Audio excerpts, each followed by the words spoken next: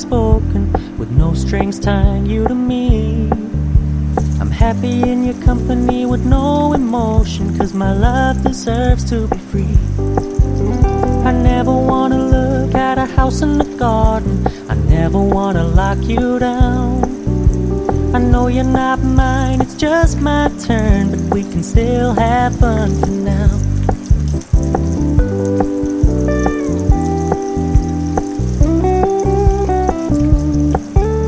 You told me you don't really do commitment, trust me, consider your message received.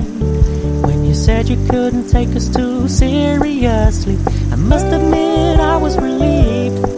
'Cause I never wanna play happy families with you, but I like having you around.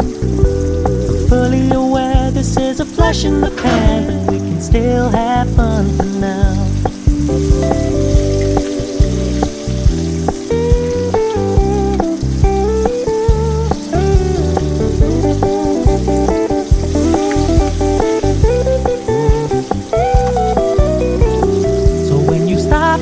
So much attention, and when you're moving in another direction, don't worry, I get it.